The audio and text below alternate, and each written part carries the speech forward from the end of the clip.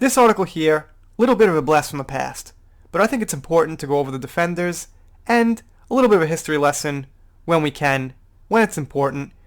And the relevance to this is I want to remind you guys that Amber Heard still has 4 million followers on Instagram.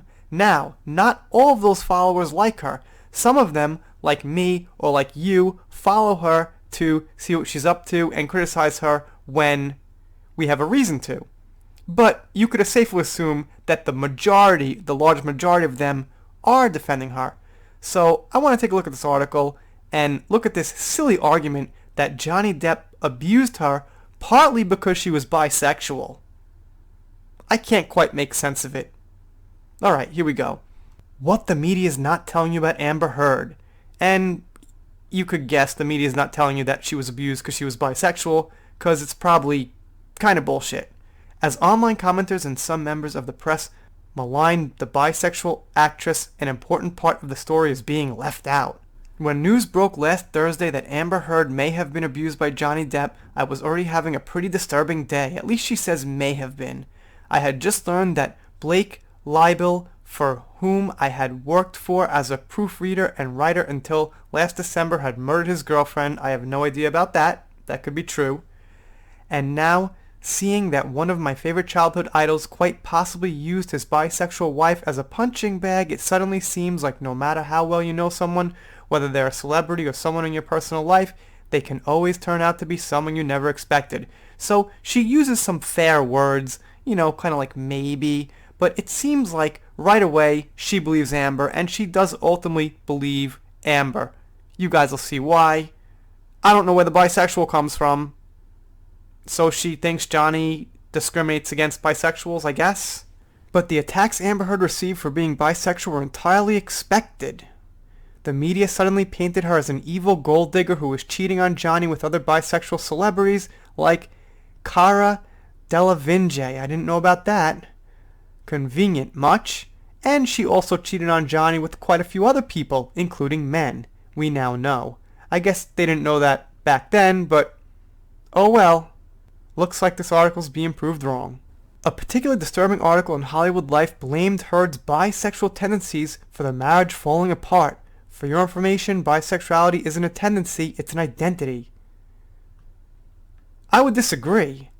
I think it's a feature, a trait somebody has. It's not actually an identity. That's the problem. One that doesn't make you any more likely to cheat on your partner than someone of any other orientation. I don't know about that. I'd have to think on it. I have no idea about studies of sexualities and things like that, but I'm going to take a wild guess, that if you're bisexual and you pick one gender as a partner, then you might be longing for that other gender naturally because you don't have it, okay? So if you're a bisexual woman and you marry a man, maybe at some point in your life you're thinking, hey, I'm kind of missing out on half of this. That's just my speculation. I'm not saying bisexual people are bad. I'm saying that just might be kind of a natural hunger they get. Suddenly, everyone from tabloids to Depp's biggest fans on Twitter were telling us that marks on her face were not real, that she used stage makeup to fake the bruises. And the PR machine for the massive movie star allegedly sprung into overdrive to paint Amber as a fraud, a victim who suspiciously cracked a smile once she was finally free of her abuser at a party the next day because, don't you know, domestic violence victims are only allowed to sulk. Well, I don't know, yeah, obviously you could still smile and you could still be normal, but like I keep going over with her, joking about toilet paper, baking bread with bling, driving around with no pants apparently, your demeanor usually shows your state of mind. People subconsciously go through their lives and let clues out as you keep an eye on them, and if someone is genuinely miserable, you could usually tell. Can't say that 100%, but, follow someone for a little while, and you'll see hints based on what's going on. But she got criticized for that too after she left a court hearing pretending to be really upset while sporting a bruise on her cheek. And that's the thing. You could usually also tell when someone's being genuine. 100%? No.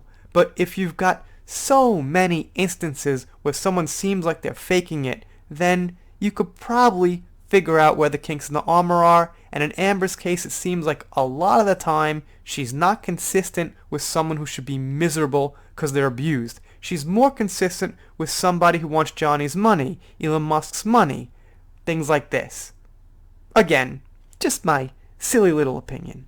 But what the media is not telling you about Amber Heard is that she's just another statistic, a casualty of the high rates of abuse that everyday bisexual women face. And I don't know, maybe they do. I'm not here to say, bisexual women don't get abused. I'm saying in the case of Amber Heard, I don't think she did. The National Inmate Partner and Sexual Violence Survey released by the Centers for Disease Control and Prevention in 2013 found that 61% of bisexual women have a lifetime prevalence of rape, physical violence, and/or stalking by an inmate partner, as opposed to 35% of heterosexual women and 43% of lesbians. I can't imagine why. Honestly, it doesn't really make sense to me. And look, when you make statistics, something's going to be the high number, okay? It's never going to be like 33, 33, 33. In some case, with the sample size you took, with the people who reported it, there's going to be a high average.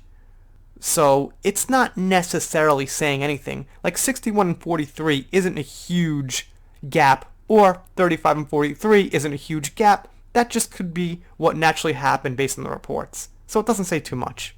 No one in the media seems to know about these numbers, let alone question why they are so high, but the answer can be seen clear as day in Amber's case. In the abuser's mind, the bisexual woman could be cheating on him or her with anyone. This leads to more frequent instances of irrational jealousy from the abuser that also serves to isolate the victim from allies and friends of the same sex. Well, I'm not saying that they can't fantasize about anyone, but what I'm saying, like I said before, is there could be that tendency to say, I made a choice of this one sex, can I live with the fact I will never ever have the other sex again? And that is something that a bisexual and no one else has to deal with. But I don't see why they'd get abused more because of that. That's all I'm saying. So you can cry for the injustice of it all, that a middle-aged man landed a woman half his age and might have to give her some of his $400 million for the suffering that he caused her, which there's absolutely no proof for, and now we know it was probably the opposite. Or you can tell your friends about the horrific abuse statistics for bisexual women and try to carve out some empathy for a community no one seems to deem relevant enough to mention. And I'm going to go as far as to say, if you're saying bisexual people are a community, I think that's more insulting to them than saying they're just bisexual, fitting in with everybody. If I was bisexual, I would like to just fit in with everyone. I wouldn't have to be picked out as having a certain community. For me and thousands of other bisexual women like me, it's a no-brainer. I'm with Amber. Well, as you can see, she is with Amber. So, that's the article for today. And I gotta say, this woman who defended Amber so long ago, do you think she turned a new leaf now? I doubt it. I think whatever came out against Amber, she didn't believe at all. And I bet there's a lot of people out there like her, which is one of the reasons I think it's important to be here expressing my opinion, to be on other social media expressing my opinion. Anyway, you guys let me know what you think down below, doing shoutouts, special thanks, things like that. Do a shout out right now. Shout out to Demajanai, he's coming around here, leaving me comments. I should be on his channel more than I am, but I got 3 kids and I don't think he does, so just using that as an excuse, bro. Alright, just saying. Anyway, we're done. I'm ending the video. I'm tired, I'm sick, but I'm relentless, and I'm sloppy. We're done.